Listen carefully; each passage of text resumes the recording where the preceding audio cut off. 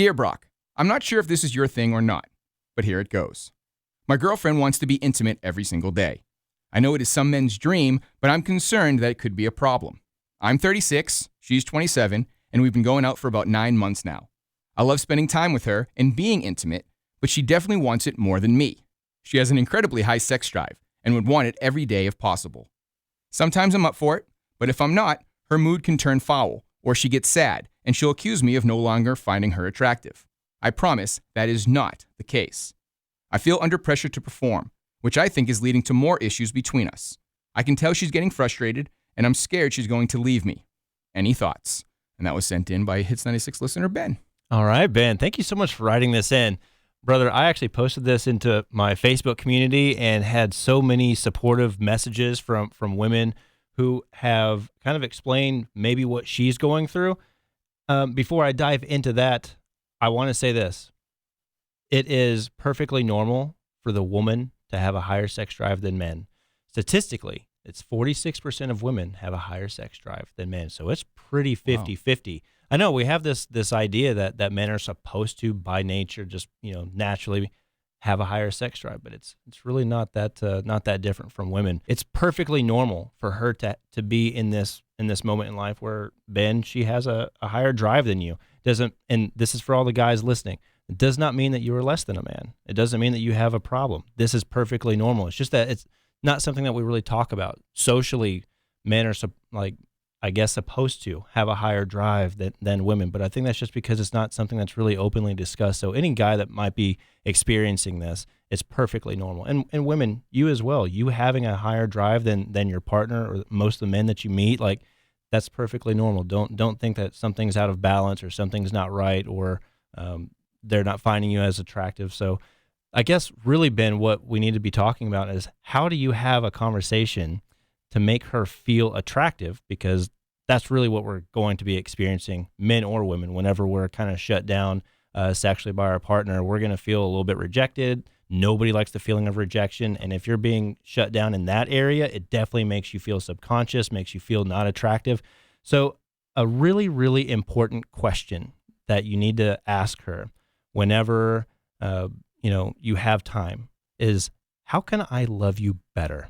And the reason that this question is so powerful is because often when somebody is feeling rejected, and this sounds like this is going to be a daily pattern, when someone's feeling rejected routinely, it's going to really affect how they feel about themselves and also how they feel in terms of the relationship and how solid and secure they feel in it. So when you can ask a question like, how can I love you better? It opens up a dialogue to where one act together isn't where all the relationship bonding and connecting is. And she will likely have a couple of ways that she can, or that she can express to you that will make her feel more seen, more valued, more attractive. And you guys are going to be able to connect on so many more levels than just physically or physical intimacy.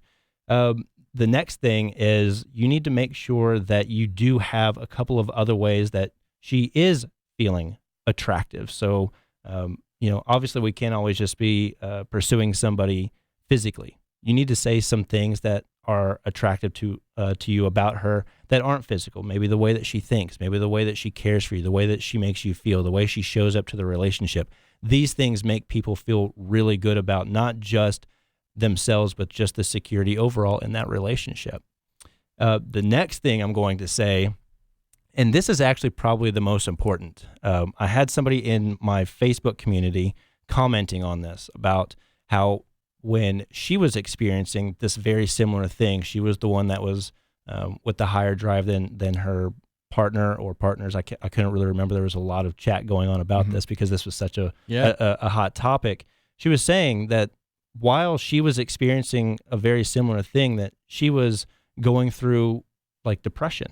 She was on like borderline depression. She wasn't very confident in herself, and she was constantly seeking like escapism almost. So it was a way for her just to feel. So it's really important that you both sit down, talk about why this part of the relationship needs to be replicated every single day, because I think that we can kind of agree, and everybody listening can agree, that it's not always the quantity, it's the quality of the time that we spend together. So you don't have to experience physical intimacy every day. It's just the quality and the connection and the bonding that happens when you do. And she needs to not feel that, I guess, like a scaling back is a threat to the relationship. And just having that communication, sitting down, making her feel reassured is going to be the most powerful thing that you can possibly do in that relationship. And it's going to just allow her to feel confident in expressing other ways that you can make her feel attractive.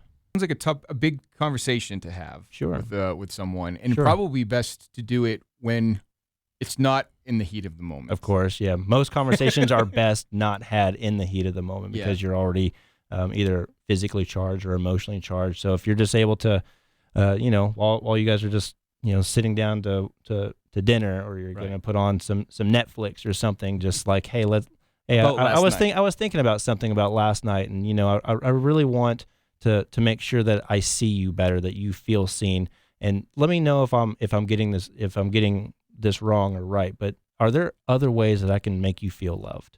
And that question, like I said, that question alone is so incredibly powerful for creating a really strong connection and bond between two people. You'd be really surprised. And I can only assume that you recommend the same thing for if the roles were reversed. 100%. Maybe somebody was writing in and saying, you know what, I want my partner. I want to be intimate with them. They're kind of turning me down. How can I go about it? Same thing. It's the exact same thing. So if this was being written in by a woman, and she was saying her partner had significant drive, and she was having to like reject him for whatever reasons. I'm doing air quotes. You all can't see this. I'm doing air quotes, reject. It's really just like, you're not feeling it. You're not wanting to do that, which you have every right. Men and women have every right not to engage in anything that they don't want to, regardless of the pressure.